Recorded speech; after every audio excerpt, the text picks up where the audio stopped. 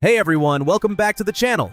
So, if you've been keeping up with Wuthering Waves, you've probably noticed by now that Kuro Games has gone all in with the character roster. They've made sure there's a massive variety of heroes, each with their own elements and weapon types. The cool part is that they're constantly adding new ones, but here's the catch. Those newer characters? Yeah, they tend to be a bit stronger than the older ones. It's like the power creep is real, and it's something we all need to get used to. Now, here's where it gets interesting. If you're aiming to crush the endgame content and get to the top as quickly as possible, you're gonna have to learn which characters are truly meta and which ones are kind of falling behind. It's all about figuring out who's worth the grind and who you might want to leave in the backline. So stick around as we dive into the best characters for the job and how to make sure you're not left behind when those shiny new releases drop. I'm quickly moving on to the video, and I'm ranking characters in Wuthering Waves. Before we start, if you enjoy these types of list videos, don't forget to like the video and subscribe. Enjoy watching. The characters in this tier are in order from top left to bottom right: Lingyang, Rover Arrow, Yang Yang, Chixia, and Taoki. Alright, let's get into it. You know what they say, not every character in Wuthering Waves is destined to shine like a 5-star diamond. Some of them are a little more like the cheap knockoff that you regret buying on sale. But hey, they still have their moments. Let's talk about the B-tier characters, who might not be top tier, but are still fun to play with if you give them the right love. First up, we have Lingyang. Now, Lingyang used to be a solid pick when the game first dropped, but as we've progressed, he's been slowly outclassed by his 5-star peers. I mean, this guy is all about AoE damage, but when you stack him up against other main damage dealers in the game, he starts to feel a little underwhelming. Plus, he doesn't have a dedicated Glacio support yet, which is a pretty big issue for maximizing his potential. So, unless you're still early in the game and just need someone to get the job done, Lingyang might not be the best main DPS choice right now. Then there's Rover Arrow. If you've used this character, you probably know what I'm talking about. Rover Arrow can apply negative effects to enemies like it's going out of style. But here's the catch. There's a very limited number of characters that can actually capitalize on those negative effects.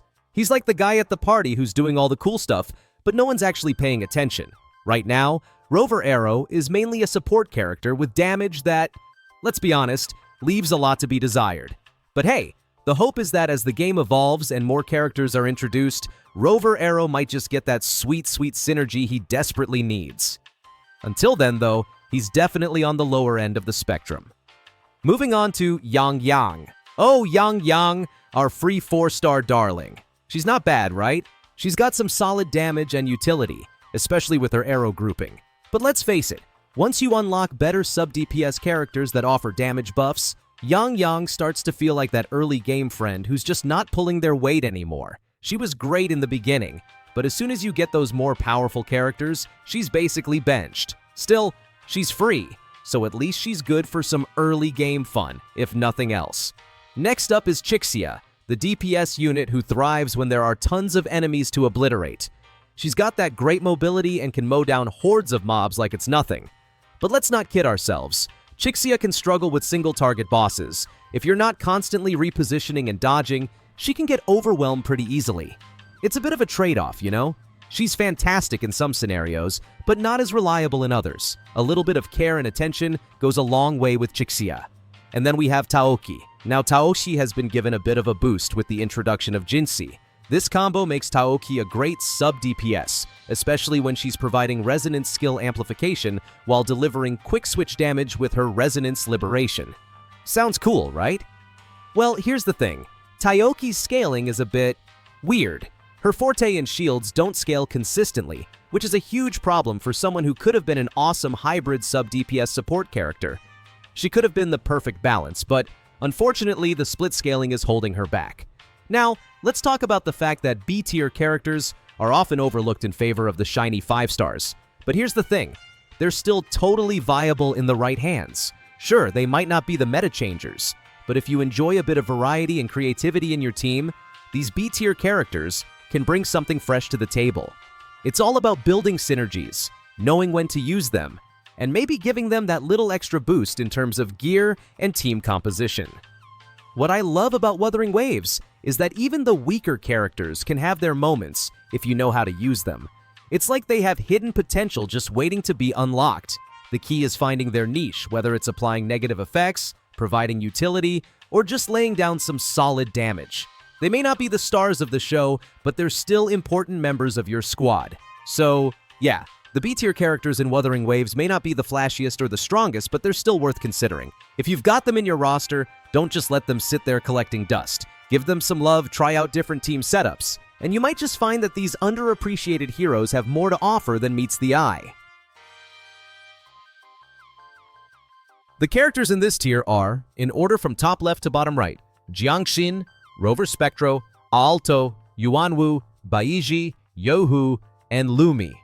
Alright, let's dive right into it. If you've been playing Wuthering Waves, you know how crucial it is to pick the right characters for your team. But let's be honest, some characters are better suited for certain roles, while others are a little, well, middle of the road. Don't get me wrong, they can still hold their own, but when it comes to the meta, they might not be at the top of the leaderboard. So today we're talking about the A-tier characters, those that are solid but not necessarily game changers. First up, we've got Jiangxin.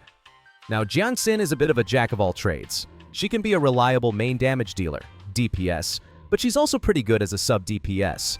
What makes her stand out is her ability to group enemies and deal area of effect AoE damage, which is super helpful when you're up against swarms of baddies.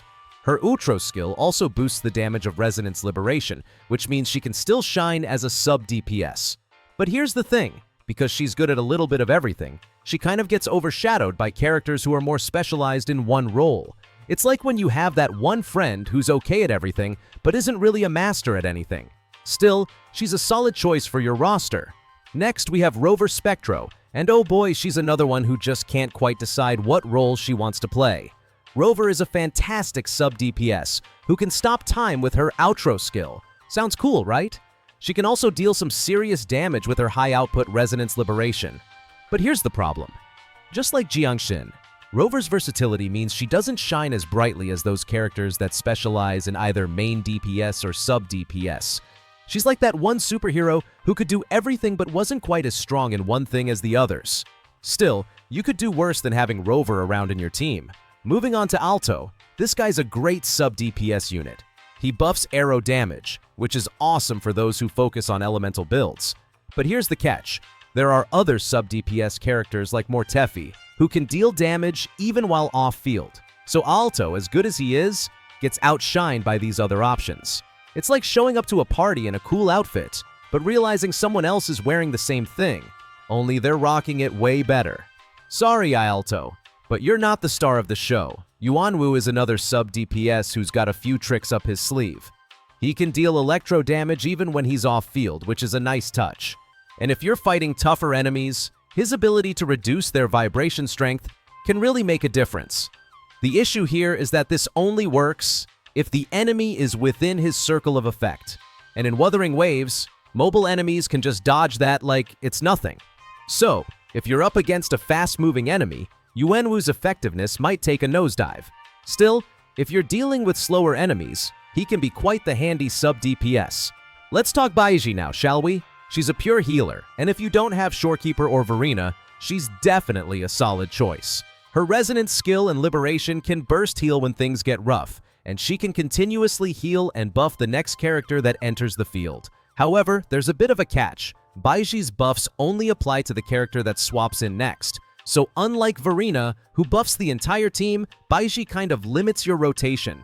It's like having a party guest who only gives attention to one person at a time. Still, if you need that healing burst, she's your girl. Then we have Youhu, a healer support hybrid who can dish out buffs, heal, and even reduce vibration strength. The problem? Her buffs are RNG based, you heard that right. Her abilities depend on rolling for certain effects, which means you're often left at the mercy of chance. It's like trying to rely on a vending machine that sometimes gives you the snack you want, but other times just gives you a soda can. Not ideal for consistent rotations. Plus, her Outro skill only buffs coordinated attack for certain resonators. You can imagine how niche that is. There aren't many resonators who use coordinated attacks, so her value drops even more. Tough luck, Youhu. Finally, we've got Lumi, the sub-DPS that can amplify resonance skill damage with her Outro skill. Her kit is pretty straightforward with solid multipliers for her Fort Circuit and Resonance Liberation. But here's the thing. While Lumi can deal decent damage when her fort circuit is full, her basic attacks with the 2 light modes are, well, not the best. She's not exactly breaking any records when it comes to raw damage, but she's a decent choice, especially if you're looking for a 4-star unit to fill the resonance skill amplification role. Jeji is a limited 5-star who can do the same thing, but Lumi is more accessible. Plus, let's be honest, sometimes those 5 stars are a little hard to get, right? So, there you have it, folks. These A-tier characters are solid picks, but they're not necessarily the ones that will carry your team to victory on their own. They each have their strengths and weaknesses, but sometimes you might just find yourself wishing for a character with a little more focus in one role. Still, if you've got them in your roster, they can definitely help you out in a pinch. The characters in this tier are, in order from top left to bottom right, Calcharo, Encore, Verena, Gion, Rover Havoc, Changli, Racha, Brant, Cantarella, Mortefi, Sanhua, and Danjin. Alright, let's talk about some of the absolute heavy hitters in Wuthering Waves. You know, those characters who can wipe the floor with enemies while looking super stylish. And don't worry, we're keeping it casual, a little funny, and definitely full of passion for those amazing characters. Ready? Let's dive in. First up, Calcharo. If you're into electro damage, this guy is your main DPS, damage dealer superstar. He brings a massive amount of electro damage with his skill and liberation abilities. But here's the fun part. Ever since Yinlin entered the scene, Calcharo's been getting a serious power-up. With her by his side, his damage potential skyrockets. Together, they're a dynamic duo that leaves enemies in the dust. If you're looking for someone to make enemies fear the very air they breathe, Calcharo is the one to pick. Now let's chat about Encore. She's the definition of pure damage. No distractions, no gimmicks, just raw fusion damage that's enough to make any boss shiver. The moment she enters the Cosmos Rave state, prepare for some serious fireworks. It's like she goes into "don't mess with me" mode. But here's the kicker. She's a little squishy. No crowd control to keep enemies at bay while she's in that mode. So be prepared to dodge and weave through the chaos. A short 10 seconds of power is a lot of fun, but you've got to play it smart. Verena is your go-to support if you want a little bit of everything. She's like that overachieving student in class. She heals, buffs, and can even deal spectro damage while helping your active character stay alive.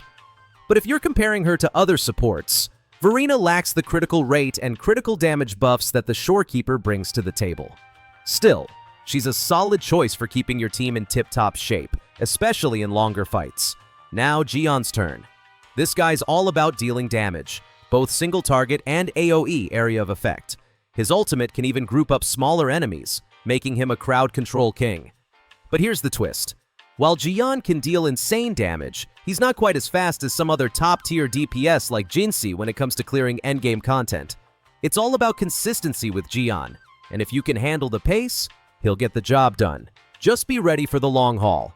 Next, we have Rover Havoc. This one's a little tricky, but absolutely rewarding if you master the mechanics. Rover shines when you trigger the Dark Surge state, and once you're in it, get ready for some major burst damage. The real secret is in the basic attacks. Hit hard and hit fast during Dark Surge to make the most of it. Plus, Rover gets even more dangerous when paired with Dreamless, unlocking even higher burst damage potential. It's all about maximizing that damage output and clearing waves of enemies with precision. Changli is another great pick, and she's an absolute powerhouse as a main DPS. When her fort circuit is fully stacked, she unleashes insane fusion damage that'll make your enemies wish they stayed in bed. After using her ultimate, she even buffs her ATK, allowing her to hit even harder. The thing with Changli, though, is that she's best when she's front and center, so try not to sideline her as a sub-DPS. She deserves the spotlight, and trust me, she'll take care of the rest. Racha is a Havoc sub-DPS, who plays an interesting role in team compositions.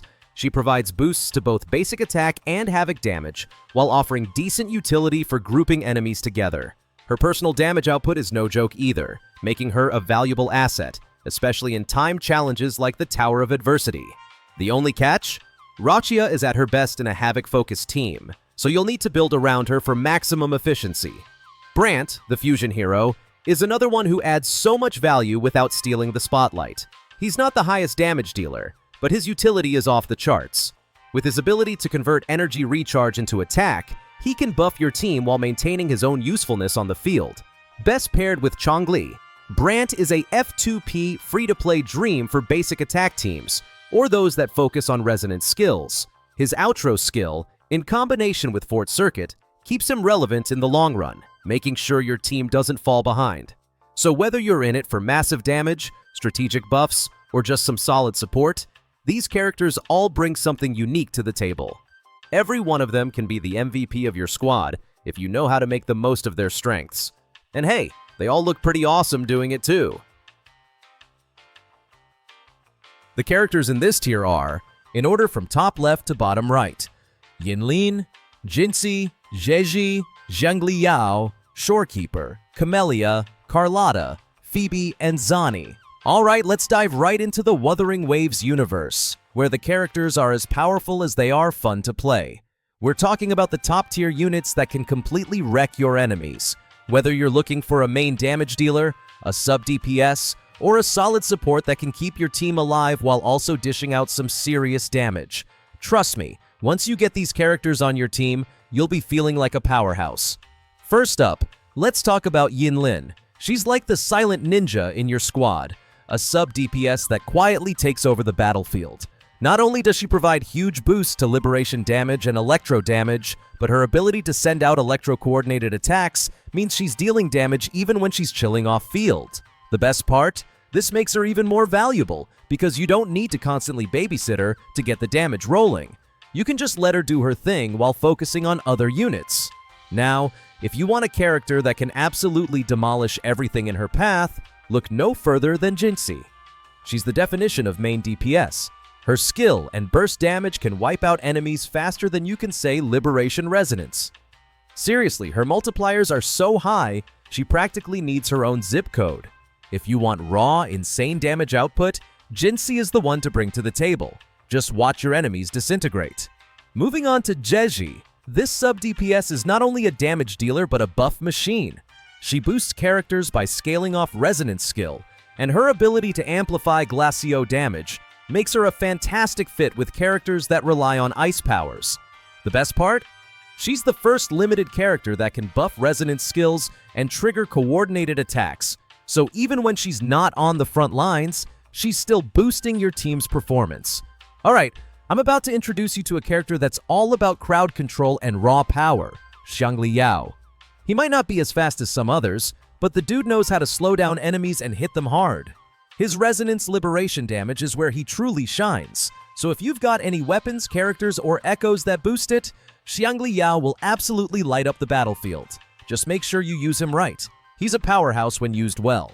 Let's talk about Shorekeeper, who is basically the Swiss Army knife of support characters. She's got everything: crit buffs, continuous healing, damage amplification, knockdown recovery, and even KO prevention. Seriously, she's like that one friend who's always got your back in a fight. The best part? She synergizes so well with DPS characters like Jinxie and Zheji that she'll keep your team going strong even in the toughest fights. Then we have Camellia, the Havoc DPS queen. She's all about big AoE combos that just wipe everything out in a single sweep. But what makes her even cooler is her ability to act as a sub DPS too, giving you some flexibility when you're putting together your team. Trust me, when you're looking for a team that just flows effortlessly, Camellia makes it happen. Now, let's give a shout out to Carlotta, the premier Glacio damage dealer. She's got some insane burst potential, and when paired with Zheji, she just becomes a beast. Zheji amplifies both her resonance skill and Glacio damage, which means Carlotta can unleash some truly devastating attacks. Put her in the right team, and she'll be right up there with the best DPS characters in the game. Finally, we've got Phoebe and Zani, two Spectro damage monsters. Phoebe is perfect for teams that can take advantage of Spectro Frazzle. With her insane damage output, she can rival Jinxie even without dedicated sub DPS. Plus, she can help amplify Spectro Frazzle and reduce Spectro damage resistance, making her a solid pick for Frazzle-focused teams. But don't sleep on Zani. She's one of the best Spectro damage dealers around, especially when you're running a Frazzle team. She has a free sub DPS option in Spectro Rover, making her even more versatile. With these two in your team, you'll have some serious Spectro damage to throw at your enemies. So, whether you're building your team around Electro, Glacio, or Spectro damage, these characters are absolutely going to elevate your gameplay. If you've got them, you're set for a whole new level of destruction. Now, the only thing you have to worry about is what to do with all that power. The video ends here. See you in another video. Don't forget to subscribe.